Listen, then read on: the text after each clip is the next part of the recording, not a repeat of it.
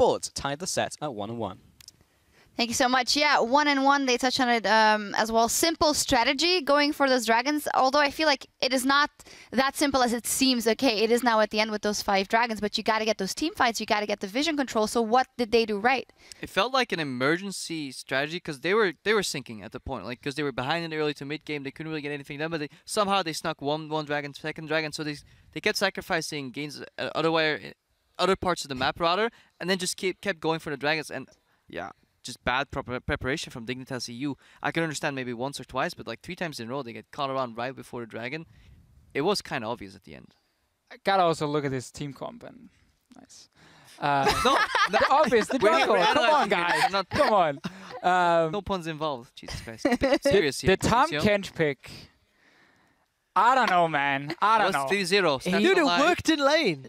And some zoning lane. He lost his lane. Like, the thing is, okay, he got a few early kills. Good for him. He got very tanky. But you're just running around and you're so slow and, like, you need 3 stacks. So, like, the only time I think he got to eat Cedrion, he just flashed out. And it's like, that was it. So they lacked engage in this composition here because once you start falling behind to this first dragon, to the second dragon, we saw every single team fight where Sayo sat back on the Azir and Cedrion trying calling from the back as well and try and weave in where he could, like dash and get a bit of damage. And there was never anything that could really connect and engage onto Sayo and Cedrion. So it was too easy for these damage dealers to do more than what the Victor could do, than what the Korki could do, where they have to worry about the Rek'Sai coming in, Alistar coming in, and flank from Fizz. So the team fight simply just was so difficult to play because you have this fat Tahm Kench running around. And I also think because of how difficult it is to set Tahm Kench up properly, that allowed Mouse to get more of those dragons because when the engages came up, it was so much more difficult for DigEU to actually do anything with it. I also want to give some praise to Cedrion's Lucian. I like it so much more than his Korki. I feel like he has a bigger impact. To Fisher, you were praising some of his cullings throughout the course of the game. I actually feel like he's helping Mouse in team fights much more than what I've seen him on Korki, where it's a lot more about Binsu and a lot more about Zayu. But Zayu also has been caught out 2 games in a row now where he's just been out of position, he's been singled out by DigEU and he's been taken out. He's got to be very cautious because if that keeps carrying on, he could be at risk of putting his team further behind. I kind of disagree there because I feel if you watch what he was doing there in the lane, on Lucian, he fell behind 20 CS to the Korki early, they didn't get anything done. It actually was Zayu always getting in the middle of these fights and just dividing the enemy team with, that Shurima shuffle, Emperor's divide. And I feel that was the crucial part for Mousesports to start winning these team fights. That's kind of the point. I feel he does even less on Korki than he does on Lucian. Cedrion is not particularly impressive as an bottom line, boys. Bottom line. And at that Tahm Kench, at that Tahm Kench, been a Maokai pick, Dignitas had won the game. Like, come on, if you need a big tank in the top lane, you go Maokai. You don't go Tahm Kench. We've screamed that here a couple of times. Just pick the Maokai or don't pick the Maokai. Let's, though, look at a couple of replays because all these things we can see in some of the replays that we've checked out. One of those is actually a fight where Tahm Kench's power is a little bit more clear. This is an early game. Okay. Come on. I mean, so we basically took this replay to highlight that Tahm Kench would get a kill. So it is engage coming in, and first of all, look at Cedrion. His positioning in this fight here was very poor. He dashes into the Tahm Kench, so now the 3 stacks is onto him. Obviously eats him and just destroys him, so poor play there from Cedrion. And then we can see Wonderway using his ulti, which he did a few times to get past the towers. He used it to zone them away to take down a tower with the Victor Korki, which was smart. But then also at the same time, I mean, it's just so difficult for him to stick to these targets here and provide reliable CC. To be fair, a lot of these fights, he was just simply there too late because at least on 3 different occasions, he arrived when the majority of his team was dead, and he almost took out a target 1 against 4, 1 against 5. So I don't believe that it is only purely because of the Tahm Kench pick. Because he did get ahead. No. He did a lot of damage. He could appeal. I just think Dignitas EU as a whole, we're not prepared for things that were going to happen. I mean, you have a dragon timer, 6 minutes every time. You know it's going to come up. So 1:30, you start setting up vision. 1 minute, defend the area. You can even lose the tower in the side lanes just as you prevent that 5 dragon win condition and you play your fights out right because with a composition, like you said, lacks engage. What is it good at? You have Victor, and you have Tahm Kench who can play it in the front lines. You have massive amounts of zone control to keep people out of areas. Can't get in there as easily, but once you're in there and have the, defending your flag, if you're playing capture the flag in that sense, like it is relatively easy with that composition. I just think DigEU weren't playing to their strengths, especially not with the lead they had. We don't see like a single player, single pick that's losing the game for either of the teams. Now we've seen 2 games. I feel more it's about optimizing what you're doing. And again, if you are playing into like, especially this new Azir, now that after some of the nerfs that come in, people are building Nash's Tooth into Rylai's, so you have a lot of control. And again, you have very, very good poke in these fights here where people always have to walk near your soldiers. You slow them down, and it's very, very difficult to catch you.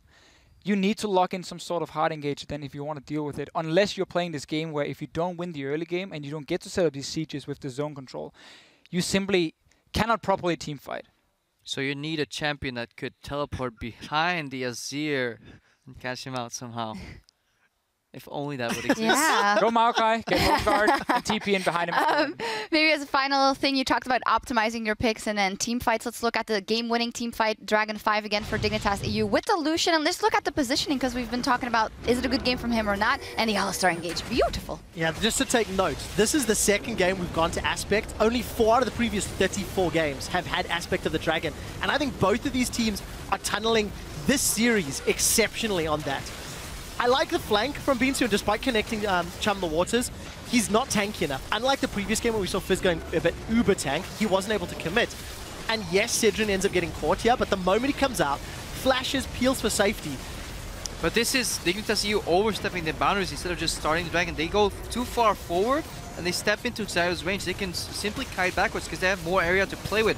Do agree with the flank. If you are playing against like a zone control team, which both of these teams are, Binsu's flank was crucial. Now Sedrion is doing a good job spacing out here and is just walking and kiting, etc. But overall, just these teams are missing the one step, you know, the one counter to what the enemy are doing, and then just the proactivity and the foresight of just how these fights should play out, and they can kind of get baited a bit too much. I'd like to see either a Nero or a Broken Shot actually step back and try to talk to their teams about changing some of the way they approach these Dragon fights. Because, like we said, 13 Dragons have already, 12 Dragons rather, have gone down in 2 games. No team is trying Baron Baits. No team's trying Deep Vision. We saw some Tahm Kench ultimate flanks. I use that term very loosely, but it's very linear, one-dimensional play from both squads. I think we need a composition that relies on sneaking a 20-minute Baron, because it will go unnoticed in this series. We need to see one. Hey, it worked for you well. I mean, portal over from backwards. And the coaches are sitting and watching the games as well. I mean, they can obviously write down notes, and they got to look at also the items being bought here, because Pink Wards is literally almost never being bought. One team doing that now, one team adapting, start doing that, and you should see so much more vision control around these objectives, and you can start saying, don't we need to wait 5 Dragons? Set up the Baron instead. Yeah, we'll see what the coaches can do and step in and mediate maybe the strategy. We're going to check in on Twitter, though, and see who you think is ready for the big leagues. From @Lieblingsjunge. Oh, these are all my Lieblingsjunge. Mousesports, the players have improved a lot, and Inero is doing wonders. They're fighting as a team, not as solo queue players. Some of that really goes for that last game, and as you said, it's going to be now also a big test for the coaches, we can't forget, to adapt. I actually kind of agree with that a little bit. I've been working with Stress and Pulse throughout summer on the show, and the Mousesports team transition from week 1 to now the finals is a very big one. They are constantly getting better. They are constantly taking small steps. And even if you just look at game 1 of this series, they seem kind of lost, kind of disconnected. DEU was able to take control for a very long portion. Now game 2, they come in much more confident, much stronger. They get 5 Dragons, and they close the game out in 34 minutes. So it shows a little bit of a testament to their mindset, and I'd like to see if they can keep that up going to game 3 with some more vision control, with some other strategies, which we know they can do. In any case, Mousesport, they have locked it up 1-1, 2 games in with a spot on the LCS on the line. And the European Challenger Series continues right after this. Hey, my name is Wonderwear. Wonderwear. I'm top laner from Dignitas EU. Same. Now coming in with the Chum the Waters. He's actually going to flash back and allow both of his allies to be hit by that ultimate from Binsu. Nom down onto Sedge, and he finds him. Sedge will have to flash away. Nisbet's dropping low. You're back. I need to heal him. Nice. Victor dead. We can fight.